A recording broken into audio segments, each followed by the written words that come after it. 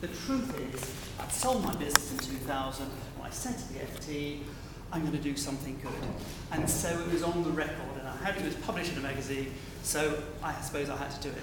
And so we started, and because I was a brilliant businessman, or so I thought, I didn't need any lessons from anyone. So I cocked it up, naturally enough, took no lessons from anyone, and the result was that we had to change our business model. But after a year or two, we got it right. We found that giving grants to people to start businesses, because I believe the only way out of poverty is work. So I thought, there's a lot of people who can't work 9 to 5, so if we can support those people who have to be self-employed, then we're doing a good job. Can you hear me? Sorry. You don't want to hear me, sorry. So I started that in 2000, and we were running along doing about, through a year, about 70 businesses. That's 70 individuals who previously were out of work, who were working. And we look for the really bottom subprime. So when you hear a bank saying, do you have any assets, do you have a house? When we ask that question, we don't want the answer to be yes, we want the answer to be no. So we're looking at people who've had county court judgments against them, yes, ex-offenders, and I can't resist my quick story about offenders. We have supported a couple of murderers, and we then got an inquiry from an attempted murderer, and I had to say, well, the 2 murderers actually paid back early. Do you want to support the attempted murderer? I don't think he shows the level of commitment we're looking for, does he? But we did, actually. He now owns 2 ice cream vans, and he gives a talk, and he misses out about 12 years of his history. So, I started it because I thought it was a good idea. What do? We provide microloans here in the UK to people at the bottom of the pile. So we help them into work. And what kinds of people do we help into work? Well, I wrote a little poem, but let me first of all just paint 3 scenarios, if I may. First one, imagine you're a fit, healthy young girl living in Gloucester, and there's something fundamentally wrong, and that is you've got ME. And the trouble with that is you need to sleep for 2 hours a day. How on earth are you ever going to get a job? So we funded her, and I'll explain what she does now. Next person was a young man who had worked in the British forces, and we see a lot of these chaps. And after he came out, when he'd been in the forces for about 4 years, he was only 22, things went downhill. I won't give his full story, but they got quite bad.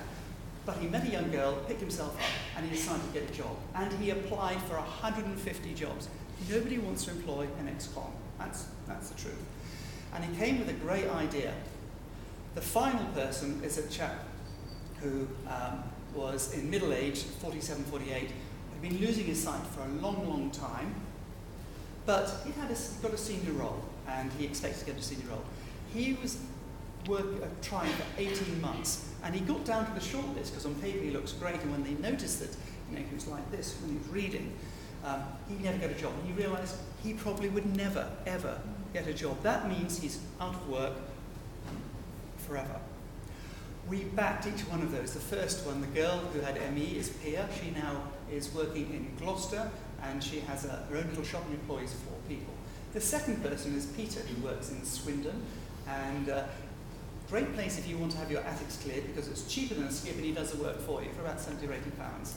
And he's looking to expand into Bristol. And the third person has a nice little, I died when he said he was going to have a greengrocer, in Tavistock, Root and Vine. We only gave him the money about 15 months ago. He turned over 80,000 in his first 9 months. He now employs 4 people. He was a great guy. He just couldn't see very well. And that's what we're able to do. We give people who would probably be on unemployment benefit hope. That's what we do. That's all I can advise and help people. And we do it very effectively. Just a few backgrounds. Given that the expected repayment rate is about 15 to 20%, we get 80% of our loans. We take no assets over. We ask them, we look them in the eye, and we say, will you repay? And you know what? Pretty well most of them do. Even when they go back to jail. We've had a person paying £1 or £2 a week back. So people will do their level back because we ask and expect the best of them, and they repay us. So I will conclude. I think I've got 30 seconds. 1 minute. So I just thought I'd tell you what the ask was. Now, to my eternal embarrassment, Surrey does not have a Fredericks Foundation hub. We've expanded into Derbyshire and Cornwall, but where we founded it, where the offices are based, we don't have one. And that's because, for one reason or another, we haven't raised sufficient funds. My ask is for £5,000.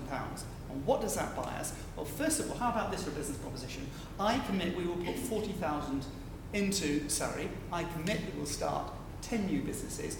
We will match the £5,000 if we get it. So that's basically up. And as a businessman, that seems like a pretty good proposition. The second thing I would say, this is a sustainable charity. If you have a pot of 200,000 that we have in all the counties around here, that pot will probably last, let me say, 10, 15 years. So almost indefinitely.